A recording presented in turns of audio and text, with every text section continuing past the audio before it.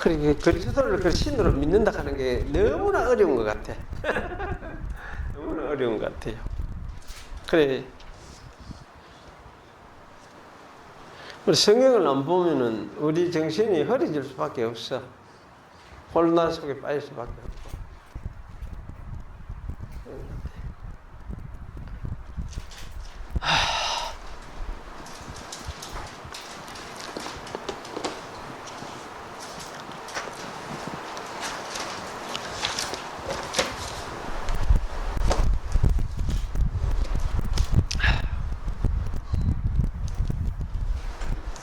예. 오늘은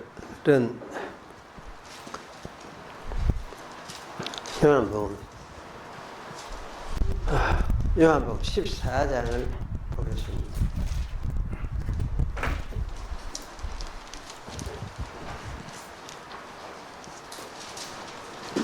(14장)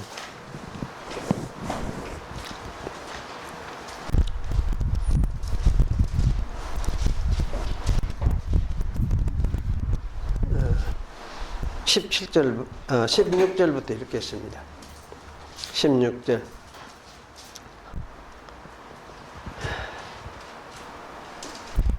내가 아버지께 구하겠으니 그가 또 다른 보혜사를 너희에게 주사 영원토록 너희와 함께 있게 하시리니 저는 진리의 영이라. 세상은 능히 저를 받지 못하나니 이는 저를 보지도 못하고 알지도 못함이라. 그러나 너희는 저를 아나니 저는 너희와 함께 거하시며 또 너희 속에 계시겠습니다. 내가 너희를 고아와 같이 버려두지 아니하고 너희에게로 오리라. 그래, 이 말씀은 다시 온다, 고아와 같이 버려두지 오리라 이렇게 말하고 앞에는 보혜사를 보내준다, 진리의 영이다 이렇게 하고 저는 계시네, 그는 진리의 영이다 이래 얘기죠. 그래 이거는 18절에 너희에게로 온다 이 말은 성령을 통해서 온다 이렇게 이해를 할 수밖에 없죠. 그래 하는 게 맞을 것 맞습니다. 그럼 19절에 조금 있으면 세상은 다시 나를 보지 못할 터이로되, 이거는 이제 죽을 것이니까 십자가에 너희는 나를 보리니 죽고 부활해서 예수님을 세상은 만나지 못해, 보지 못해, 이상 보지 못하지. 땅에서 이렇게 막 설교하고 할 때는 와가지고 막 달라들기도 하고 이랬는데 이제 부활하고 나면 그것이 못하는 거지. 그래서 근데 너희는 나를 모르니 이는 내가 살았고 너희도 살아계십니다. 그럼 살아계신 예수님을 어떻게 만납니까? 만나는 게 이제 성령을 통해서 사실 만나게 되죠. 궁극적으로는 물론 예수님이 직접 자기 나타나셔서 자기를 보이시고 말씀도 하시긴 하시지만, 그래서 그날에는 내가 내 아버지 안에, 너희가 내 안에, 내가 너희 안에 있는 것을 너희가 알리라. 알리라. 이게 그날에는 내가 내 아버지 안에, 너희가 내 안에, 내가 너희 안에 있는 것을 너희가 알리라. 성령으로 주님이 또 임재하고 함께 계신다. 예수님도 함께 계신다. 그럼 아버지도 예수님 속에서, 예수님을 통해서 함께 계신다. 성령 안에서 또 함께 계신다. 이런 이야기를 하죠. 그러니까 사실 이런 말씀을 가만히 이렇게 생각을 해보면, 하나님이 하늘에 이래 큰 보좌에 앉아 멀리 계시는 그런 하나님이라고 생각을 할 수 있겠나 이 생각이 들어요. 물론 하나님이 높은 보좌에 앉아서 계신다, 계시록에 이제 그런 식으로 이야기를 해놨지만 사실은 이게 이제 그날에는 내가 아버지 안에, 너희가 내 안에, 내가 너희 안에 있는 것을. 예수님 우리 안에 있고 그 예수님 안에 아버지도 계시고, 그래 아버지 예수님 우리 안에 있으니까 아버지가 우리 안에 있는 거지. 함께 살다니, 함께 한 가정에서 한 집에서 같이 살아가는 이야기를 하고, 이게 이제 부활 이후에 하나님과 우리와의 관계를 이야기합니다. 물론 하나님은 사실 이제 이러한 하나님의 관계를 아마 계시록에서 보여준 것이 아니냐. 계시록의 그 4장부터 나오는 이제 하늘 모습이 아니냐 이런 생각이 저는 들어지는데 자 우리가 이런 부분은 하여튼 그러니까 이게 문자적으로 읽는 게 중요하지만은 문자적으로만 해석하려고 하면 곤란해지지. 왜 문자라는 것은 이 세상 우리의 일을 표현하려고 한 것이지 하늘의 일을 또 영의 일을 표현하는데 이게 부족해. 완전하지는 못해. 사람의 문자이기 때문에. 그래서 이런 부분을 잘 좀 생각할 필요가 있습니다.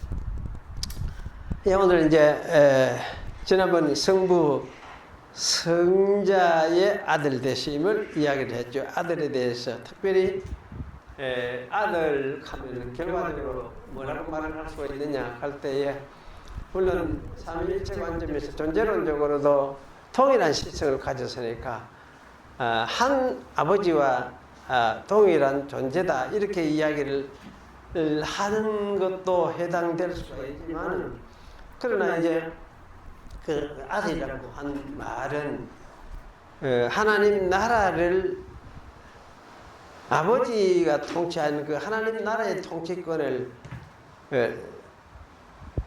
받아서 자기가 통치하는 장자로서의 역할을 하는 그런 의미에서 아들이라는 말이 사용이 되고 있다 하는 거. 이러한 이제 아들의 입장이 창세전부터 아버지와 아들을 간에 가지고 있는 입장입니다. 그래서 아들은 영원한 아들이면서 창세전에 아버지와 아들 간에도 창조와 구속의 그 중보자로서 아들이 그 일을 할 것을 아버지 앞에 약속을 하시고 그래서 이제 창세전부터 동일한 영광 속에 함께 계셨더라 하는 그 이야기를 하면서 그 관계가 우리가 요한복음에 나타나는 대로 하나님은 사랑의 관계를 맺고 계시다 하는 것 그걸 우리가 생각을 했습니다. 그래서 이제 그런 관계를 표현하는 것이 뭐냐 아들이라는 말이었다. 그래서 아버지는 아버지고 아들은 아들이고 아버지는 근원이고 아들은 아버지의 그 뜻을 이루어 드리는 중보자 또는 장자, 큰아들, 맏아들은 하여튼 그 아버지의 모든 것을 상수하고 유서 이어받는 그런 아들이니까. 그래서 모든 하나님의 나라의 통치를 이어받아서 이루어내시고 하시는 그런 이제 아들. 그래서 이런 것을 뭐 구약에서는 말씀이라 하기도 하고 또 신약에서도 이게 말씀, 요한복음에는 말씀, 로고스 이렇게 이야기됐다 하는 것. 이걸 여러분이 이제 기억을 하시고 오늘은 이제 성령에 대해서 같이 생각을 하겠습니다. 그래 이게 성령은 아버지와 아들의 뜻을 따라서 그러면 이제 이 존재하는 이 세계를 이루시는 분이죠. 일을 하시는 사역을 이루어내시는 분입니다. 그래서 이 사역을 이루어내시는 그런 가운데서 참 능력으로 이루어내는 능력이기 때문에 사실은 이 하나님의 기운이다. 하나님의 힘이다. 능력이다. 이렇게 말을 할 수도 있고 그래서 이게 하나님의 영할 때 영이란 말 대체 영이 무엇이고 이렇게 이야기를 많이 하게 되는데 영이란 말은 사실은 문자 그대로는 숨결 또는 바람 이런 의미를 가지고 있습니다. 그래서 이게 이제 좀 잘못된 생각이긴 하지만 창세기 1장 2절에서도 하나님의 신은 수면에 운행하시라 하는 그 말씀을 하나님의 신 안 하고 하나님의 바람, 하나님의 거대한 폭풍은 수면에 운행하시더라. 이런 식으로 이제 해석을 하려고 하는 사람들도 볼 수가 있어요. 그거는 좀 맞지 않아요. 제가 볼 때는. 그리고 이제 성경의 다른 곳에서도 하나님의 영을 하나님의 입의 기운 이렇게 표현하기도 했고 또 전능자의 숨결 이렇게 부르기도 했습니다. 그래서 이런 표현들은 바람을 연상하기도 하죠. 그래서 예수님도 성령의 사역을 바람의 사역에 비유했던 것을 우리가 볼 수가 있습니다. 이것은 아마도 이제 은유적인 표현이라 저는 그런 생각을 합니다. 즉 성령과 자연바람 사이에 어떤 유사한 점이 있다는 것을 표현하는 말이다. 그런 생각이 들어집니다. 그리고 적어도 여기는 편재하고 있는 현상, 그리고 어디에 있는지 잘 모르지만 없기는 안 하고 있다가 갑자기 일어나서 활동을 하고 어디로 가는지 이런 것에 대해서 예수님이 이야기를 했죠. 이런 측면들, 또 창조 사건과 더불어 생각을 하면은 아주 강력한 힘도 이 성령과 바람이 유사함이 될 수가 있다. 그렇게 우리가 생각할 수가 있습니다. 그래서 이런 측면에서 바람은 아마 하나님의 영에 비유되었을 것이라 그렇게 생각을 합니다. 그러나 하나님의 영이 어쨌든 이 자연의 영역 속에서도 생명을 주시고 취하고 하는 것도 사실은 사실이거든요. 시편 104편에 보면은 하나님의 영이 그렇게 한다 그런 이야기를 하고 있어요. 예를 들면 오늘 우리 자연의 영에도 한번 생각해 보면 해가 해로서 기능을 하고 달이 달로서 기능을 하고 지구가 이 자전과 공전을 하면서 지구의 해와 달과 계절과 월삭이 이루어지는 이런 일도 제대로 창조하신 하나님이 그냥 창조 원리대로 법칙대로 돌아가도 그냥 맡겨뒀다 이렇게 우리가 생각을 하고 그 속에는 뭐 아무것도 하나님의 영이 일하심이 없느냐 일을 하기는 하는데 그 자체가 무슨 하나님의 신이다 이렇게 이야기 생각해도 안 되지만 일단은 이런 자연 현상들도 뭐냐 성령이 하게 하셔서 사실은 돌아가고 움직이는 일이면 틀림없습니다. 그래서 자연 세계 속에서도 하나님이 안 계시는 것이 아니고 하나님 계신다고 했어요. 에베소 4장에 그러나시오. 만유 위에 하나님은 뭐라 합니까? 만유 위에도 계시고 만유를 통하여도 계시고 만유 위에도 계시고 만유를 통하여도 계시고 또 만유 안에도 계십니다.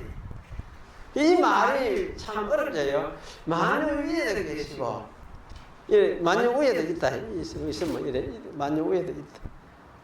또 만유를 통하여 통달하면서도 계신다. 또 만유 안에도 계십니다. 안에도. 그럼 하나님 전국은 뭡니까? 안 계시는 곳이 없다 이 말이에요. 안 계시는 곳이 없다. 어디든지 계신다 이 말을 하고 있어요. 그래서 우리가 이제 이런 걸 생각해보면 하나님이 안 계시는 곳이 없어요. 자연 속에서도 자연계에도 하나님이 역사를 하고 계시는 틀림없어요. 그래서 우리가 이런 의미에서 이 자연계에 역사하는 이것을 그냥 단순히 그냥 로고스다 이렇게 하면은 뭐고 영지 중에 이런 사람들이 말하는 로고스하고 비슷해져버려요. 그냥 로고스가 아니고 그냥 그 로고스가 아니고 만물의 이치 자연 속에 있는 이치가 아니고 그 이치를 계속 주관하면서 통치하고 이끌고 계시는 분이 누구냐 따로 있다. 그분이 누구냐 하나님의 신이시다. 하나님의 신이. 그래서 자연 속에서 만물 위에도 역사를 하고 만물을 통하여서도 역사를 하고 만물 안에서도 역사를 하시면서 다스리고 계시는 이런 것을 두고 뭐라 하느냐 여기 이제 하나님의 신의 활동이다 그렇게 이야기할 수 있습니다. 그런데 여기 이제 하나님의 신을 우리가 이 세상 자연의 바람하고는 달라요. 자연의 힘하고는 달라요. 그래서 이거는 창조세계와 구속 사역에서 특별히 성부와 성자의 뜻을 이루시려고 활동하시는 영원한 인격자라는 사실이에요. 하나님의 신이 인격자고 하나님 아버지가 인격자니까 그 보내시는 신도 인격자죠. 그래 아들도 인격자고. 그 다른 어떤 이 철학이나 영지주의나 동양사상이나 이런 데서 말하는 신하고 가장 큰 차이점이 무엇이냐? 하나님은 인격자라는 차이예요. 인격자. 하나님은 인격자예요. 인격자이기 때문에 자기 인격을 가지고 말씀하시고 이루시고 일을 이루어내시는 그런 분이에요. 그래서 이게 이 성령도 이런 인격자라는 사실입니다. 그 성령이 창조와 구속에서 성부와 성자의 뜻을 이루시려고 보내심을 받으시는 이런 인격적인 분이기 때문에 성령은 자연 바람하고는 다를 수밖에 없다. 그렇게 우리가 이야기를 할 수 있습니다. 그래서 이렇게 구분하지 않으면 만물 속에 있는 원리 자체가 성령이라는 말이 되고, 따라서 이 만물 안에 하나님의 영이 들어있다라고 말하는 그런 위험이 빠지게 돼요. 그래서 이렇게 되면 뭐냐면 이걸 범신론이라고 할 수밖에 하게 돼요. 범신론 또는 만유, 재신론, 범신론 이렇게 돼요. 하지만 이 성경에 관하시면 이런 범신론을 지지하지 않습니다. 그래서 만유 속의 어떤 원리가 성령이다라고 말하는 것을 참으로 진짜 주의할 필요가 있습니다. 따라서 이 물질 속의 어떤 원리들을 우리가 성령, 곧 로고스다 이렇게 말을 할 때에 주의를 해야 돼요. 그래서 물질 속에 있는 어떤 원리다, 성령이다. 바빙더 책에도 이렇게 읽다가 보면 이런 구절이 가끔 나와요. 성령은 물질 속에 만물 속에 만물을 존재하고 생명을 유지시키는 근원이 되는 어떤 원리다. 이런 식으로 이야기해요. 그거 하면 참 조심스럽고 만물이 이렇게 원리 그게 성령이구나 이렇게 보면 뭐야 됩니까? 성령하고 하나님의 성령하고 원리하고 만물 이게 혼돈을 일으키게 돼요. 그래서 이런 면에서 좀 우리가 주의를 할 필요가 있다. 그런 생각이 들었습니다. 또 이 성령의 능력은 무한히 크기도 하지만은 어떤 무형의 형태로서 보이지 않는 가운데서 엄밀히 모든 피조물에 내재하는 존재와 생명의 원리를 제공하기로 하는 것은 틀림이 없습니다. 그래서 이렇게 하여서 만유가 존재와 생명에 있어서 하나님의 통치를 받도록 일하고 계신다 이렇게 생각을 합니다. 이런 것을 우리가 이제 하나님의 섭리다 이렇게 말을 할 수가 있을 것 같습니다. 그리고 만물을 창조하고 난 후에는 내 던지랑 둔 것이 아니고 성령을 통해서 계속 간섭하시면서 만물의 어떤 그 모든 원리들도 통제하시고 간섭하시고 다스리시고 통치하시는 그런 일을 하나님이 하신다. 성령을 통해서 이렇게 저는 생각이 됩니다. 그래서 이런 것을 이제 하나님의 섭리의 핵심이구나. 이 핵심이다 이렇게 우리가 이야기를 할 수 있을 것 같습니다. 또한 이 성령은 그에 관한 인간과 세력을 깨뜨리고 심판하는 일을 하시는 것은 틀림없죠. 그래서 이런 심판은 마지막 날에 아마 가장 극렬하게 나타나겠죠. 불로서 심판한다 했으니까.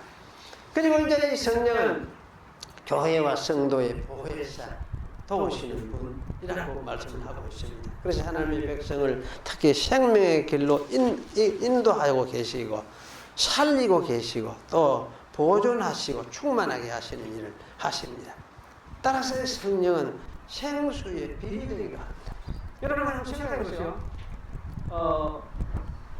여러분이 어떻습니까? 예수 믿는 사람은 성령이 충만합니까? 안 합니까? 생수를 여러분은 마시고 있습니까? 마시고 있습니까? 아닙니까? 생수 또 계속 마셔야 되지. 그 충분 안 합니까? 충분합니까? 나는 성경에 안면할 때 충분하다고 해야 돼. 예수님을 통해서 하나님이 우리에게 밝혀줄 걸 다 밝혀줬어요. 그리고 하나님 우리 안에 계시니까. 성령도 안에 계시고 아버지도 안에 계시니까. 교회 가운데 계시니까. 그러면 그게 그 자체가 생수 아닙니까? 네 충분한 거든. 다 우리 알건 다 알았어요. 죽으면 하나님 앞에 갈게요. 그게 천당이고. 살아도 하나님만이고. 우리가 어디에 사느냐? 하나님 속에서 우리가 살고 있어요. 이걸 아는 것이 충만이거든. 이걸 아는 것이 충만이거든. 그럼 충만을 해요. 충만해요.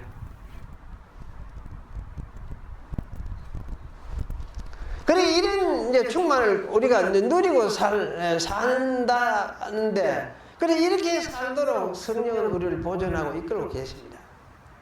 그리고 성령은 이제 성자의 구속의 은혜와 성부의 사랑으로 교회가 하나 되도록 묶고 조정을 하고 또 은사를 나누어 준다 했죠. 고린도전서 12장에 보면 전부 은사를 나눠준다 했죠. 어떤 사람은 이렇게, 어떤 사람은 저런 은사, 저런 은사 다 나눠준다 이렇게 이야기를 나눴습니다.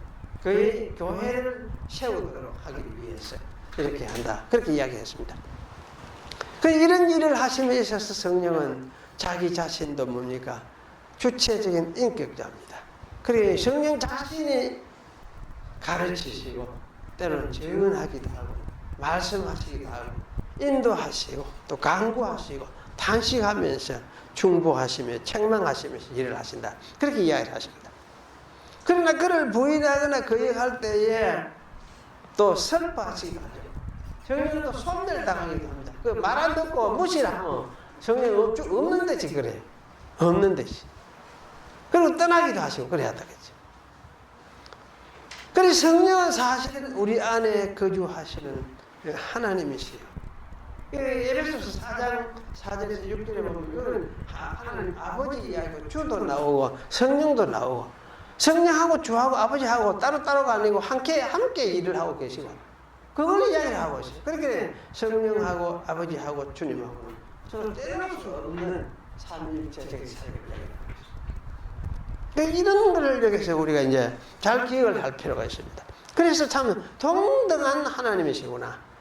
동등한 하나님이시구나. 동일한 하나님이시구나. 성령도. 그렇게 우리가 생각을 해야 됩니다.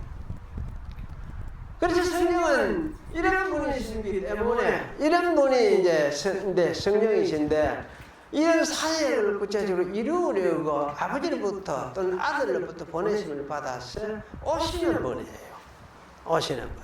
그래서 이것을 나오신다 이렇게 표현을 했어요. 나오신다. 물론 아들도 나오신다는 말을 표현하기도 했는데 옛날에 아들은 나오신다보다는 말을 하다가 나중에는 그거는 난다 해야 되겠구나. 나았다 해야 되겠구나. 그렇게 이제 정리를 하게 됩니다. 나았다. 대신에 이제 아들 성령은 뭐냐? 나오신다. 그 라틴 말로서 프로게데스 이렇게 발음을 합니다. 프로제데스 이렇게 말을 하기도 발음을 하기도 하는데 나오신다. 계속 나오시는 분이에요. 이렇게 얘기해요. 그래서 이 나오신다는 말은 아버지와 아들의 뜻을 따라서 일하시는 성령의 사역을 특징지어서 말해주는 말이다. 그렇게 생각이 듭니다. 그래서 언제든지 아버지와 아들의 보냄을 받아서 오심을 표현하는 말이 바로 나오신다는 말이에요. 그래서 우리가 여기 이제 정리할 것은 아버지는 근원, 아들은 아버지와 하나 되어 있는 중보자. 그 사랑의 중보자.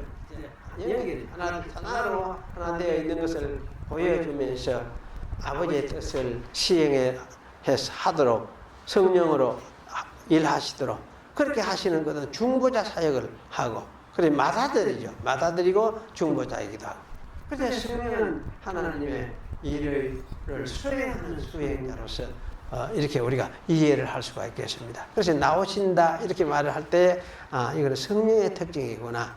그러면 아들이라는 것은 성자와 성부의 사랑의 관계를 표현하는 특별히 말이지만 특별히 맏아들 하나님의 나라를 하나님의 뜻을 이루어내는 맏아들을 가리키는 그런 의미에서 아들이라는 말을 사용하고 있구나. 이렇게 우리가 이해를 하는 것이 좋겠다. 그런 생각이 들어집니다. 근데 저는 여기서 성령이 성도를 도우시는 일에 대해서 좀 생각을 해보려고 합니다. 지난주에 설교 마치고 우리 좀 논의했던 부분인데요. 성경이 볼 수 있는 대로 성령이 온갖 다양한 방식으로 성도를 도우시는 일을 하시는 것은 틀림없습니다. 현재 사는 우리들에게도 때로는 여러 가지 이런 일을 하시죠. 때로는 병을 고쳐주시기도 하고, 때로는 이제 어떤 위로의 말씀이나 지시의 말씀, 특별한 것을 주시기도 하고, 또 어떤 데는 어떤 표적을 통해서 자신을 나타내시기도 합니다. 하지만은 무엇보다도 성령이 현재 우리에게 하시는 가장 중요한 일은 진리의 말씀을 믿도록 우리를 일깨우고 가르치고 보존하고 지키는 일이라고 말을 할 수가 있습니다.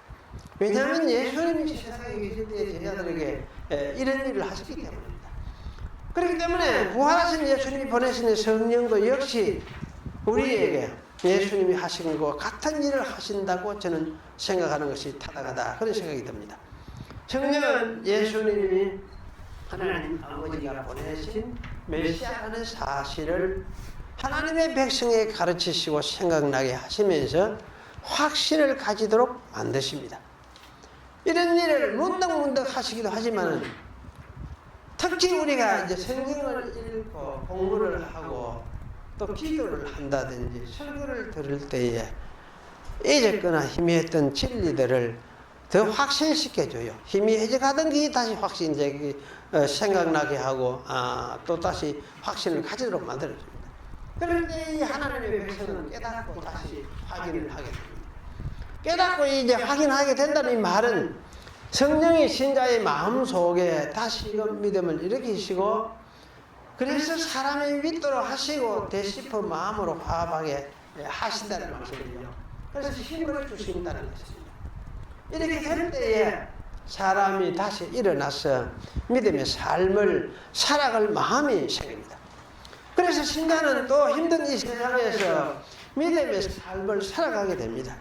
그 마음에 양분이 공급되는 것과 같이 일깨워진 진리는 힘이 되어서 신자의 마음을 다시 움직이게 하기 때문에 그렇습니다. 이렇게 될 때에 하나님의 백성은 허전했던 마음이 다시 충만하게 됩니다. 그래서 세상을 다시 살아갈 수 있게 돼요. 이 허전했던 마음이 목사는 안 생기는 줄 아느냐 하는데 목사도 생겨요. 옛날에 그런 사람들이 많이 있어요. 아주 세계적으로 유명한 부흥사로 했던 사람들인데 설교를 워낙 열정적으로 하고 또 힘을 다 쏟아하고 나면 그 다음에는 허무에 빠져나가요. 허무감에 빠져나가요. 그래. 왜 그럴까? 내가 직접 같이 공부했던 전도사님, 지금 그 목사님 나이가 많아. 내보다 10살 있어 많아가 돌아가셨어요. 그 사람 그런 말을 하더라고. 자기 성경을 볼 때가 그 밑에 가더라고. 그런데 거기서도 이렇게 있죠. 왜 이래 되느냐? 사람은 이렇게 돼요. 사람은 그럼 진력이 다 빠지고 자기가 다 진력이 다 해서 다 빠지고 나면 힘들고 이렇게 되면은 멍하니 되고 아무것도 생각도 안 나고 속에 들은 게 아무것도 없는 것 같이 멍청하니 되고 그렇게 되기도 해요.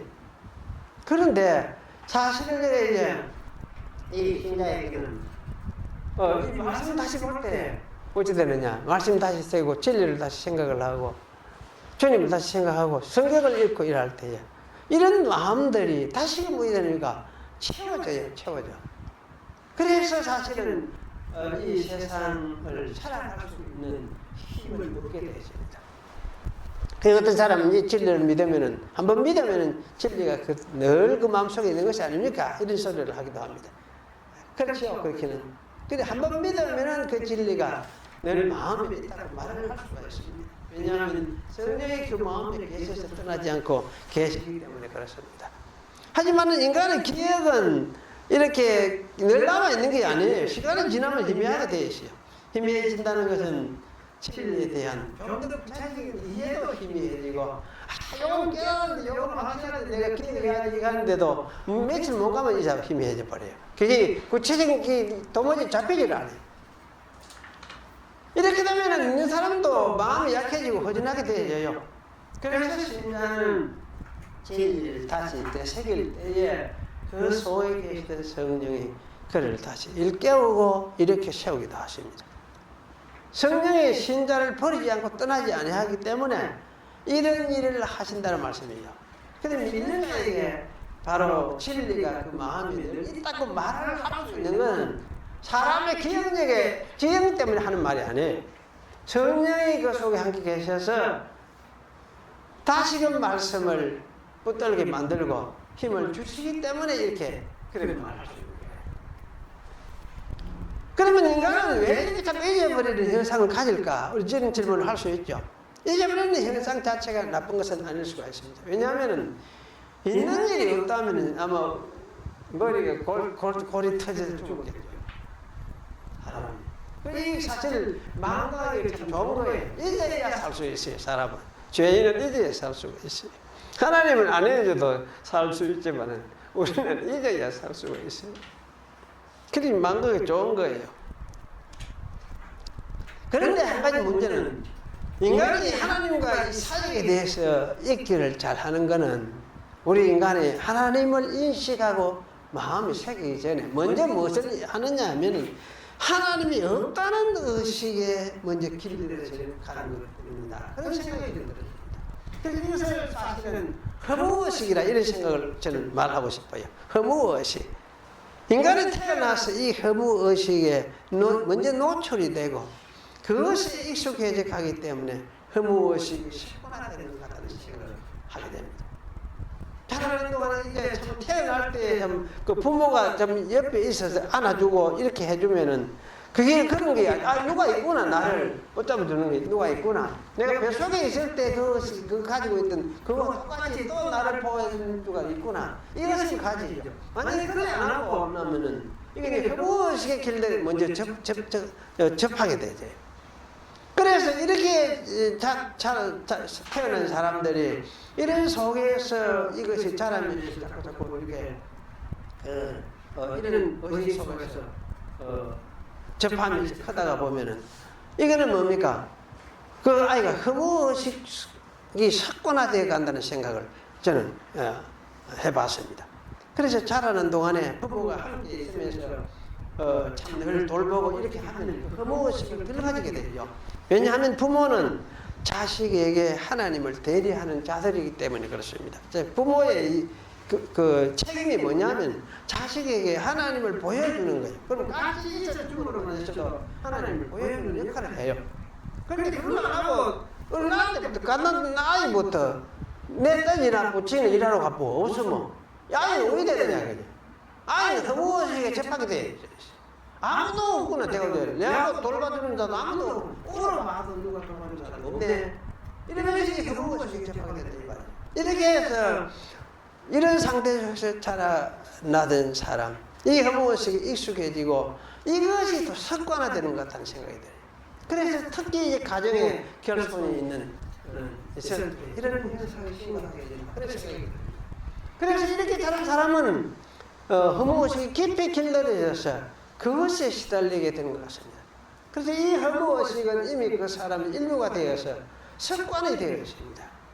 자란 후에도 이런 경험을 해결할 방법이 있느냐 할 때 이거는 자란 후에는 해결할 방법이 없어요. 왜냐하면 이미 지나갔던 거 못했던 거는 지나가 버리기 때문에 다시금 어떻게 회복할 방법이 잘 없는 것 같아요. 그런데 그 문제는 이렇게 자란 사람들이 이제 빌게 된 허무의식 마음에 자신을 그냥 방치하고 있다는 생각이에요. 저는 그 많은 사람들 내에서 이 정신적인 심리적인 이 고통을 겪는 사람들 중에서 아이 왜 이럴까? 왜 사람 마음을 새로 먹으면 안 되는데 그렇던데 왜 사람들은 그렇게 마음을 새로 먹고 이런 생각을 하면서 이래 살펴봤어요. 살펴보니까 이 사람들이 새 마음을 가지고 새 상태에서 새로운 생각을 하지 않고 옛날 그것이 그것에서 빠지가 거기에 뭐 조각이 끌려가고 있어요. 자기 자신을 거기에 방치하면서 끌려가고 있어요. 그래서 저는 이거는 참 아니다 잘못된 것이다 이런 생각이 들어요. 그래서 새롭게 살아가는 사람은 언제가 옛날이고 지나가는 것이고 그것을 새롭게 하려고 하면 안 돼요. 그건 내일 보고 잊어버려야 돼요. 잊어버리고 이제부터 새롭게 살면서 내가 가지고 있는 것을 생각해야 되지. 근데 내가 허무한 가운데서 내가 사는 것이 아니고 내 자신을 생각했고 내 자신이 살아가는 주변의 환경이 있잖아요. 인간 사람들도 있고 가족도 있고 그리고 새로운 환경도 있고 교회도 있고 하나님도 있고 이게 계시거든. 그 있는 것을 생각을 해야 되지. 그래서 사실 신자는 이런 있는 것을 자꾸 생각을 함으로 인해서 습관화되어 있는 이 허무의식에 자신을 방치를 해두지 말아라고 봐요. 그래서 사람이 이야기를 해보면 다 되는 것 같은데, 믿음이 다 있는 것 같은데 안 된다. 왜 안 되느냐? 자신이 거기서 와가는 허무하시게 방치해, 허무해진다. 얘가 그러면 그런 멍청하니까 또 이래 그러니까 허무하다. 힘들다. 자꾸 이래만 돼. 그럴 때 어떻게 해야 되느냐? 그럴 때 내 있는 걸 생각해야 되지. 그럼 현재 뭡니까? 나도 있어요. 나도 있고. 현재 공부하고 배우고 내가 자라는 내가 있고. 그럼 내가 현재 내 가족도 있고. 내가 가진 직장도 있고. 교회도 있고. 무엇보다 뭐냐? 하나님도 계시대. 하나님도 계시. 그리고 이것을 되새기면서 반복해서 되새기고. 하나님이 내게 계시는구나. 무엇보다 저는 이게 좀 중요한 거더라고요. 그래서 이런 허무감을 느낄 때 왜 허무감이 이렇게 되느냐 하면은 이게 이제 이걸 뭐 다른 것을 어떻게 채울 수 없거든요. 다른 것을 가지고. 그래서 사실은 이런 감정에 자신을 방치시키지 말고 이런가 마음이 들 때는 뭡니까? 이거는 사실은 옛날 무당이 아니고 기도하는 사람들 가듯이 이거를 어떻게 생각했냐? 이게 뭡니까? 마귀구나. 이렇게 생각해야 돼. 마귀가 아니라 마귀의 정신 아닙니까? 결국은 마귀의 마음이거든. 마귀. 죄악으로 인해서 주어진 마음이 인간. 그래서 사실은 이건 뭡니까? 아니다. 이게 뭔지 아니다. 너는 거짓이다. 이렇게. 이게 참이 아니고 거짓이죠. 거짓. 그래서 사실은 나는 대신에 이제 뭐냐? 색을 채웠다. 내 자신 하나님이 주셔서 은혜를 주셔가지고 내 자신 이렇게 살게 하고 자라게 하고 이런 환경에서 살게 하신 것. 가정을 주신 것도 하나님이 은혜를 주신 게요. 하나님. 내가 뭐 잘나가지고 내가 이래 삽니까? 마누라 데리고 삽니까? 어떻습니까? 아니죠. 하나님 은혜를 살거든요. 그러니까 이게 하나님 주신 은혜구나 생각하고. 그럼 교회도 하나님 주셨고 하나님도 주셨고 하나님도 주셨고. 은혜 내게 있다는 걸 생각을 해야 되죠. 내게 있다는 걸.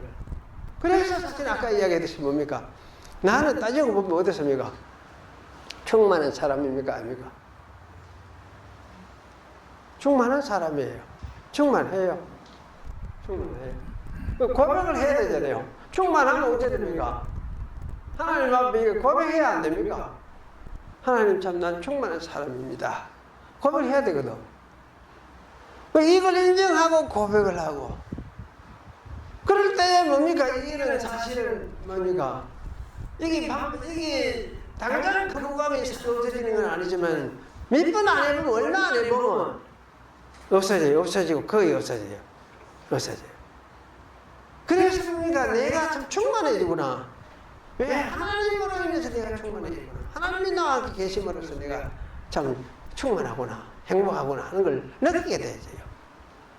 그래서 사실 우리는 이런 가운데서 신자는 근본적으로 뭐냐? 충만한 사람으로서 살 수 있는 사람이다 하는 걸 생각해야 되는 거죠. 그런데 이렇게 해서 이 충만감을 느끼도록 역사하는 이가 누구냐 할 때 이게 누구냐? 성령이 하시는 사람. 성령이. 그 말씀을 들을 때에 이걸 더 확인을 하게 되고 지금 이해하다가도 더 확신하게 되고 사람이 그전에 있다가도 더 확신하게 돼요. 말씀을 들을 때. 그렇게 되어져요. 그러니까 이렇게 해서 이 충만감을 느낄 수 있도록 만들어주는 분이 성령이에요.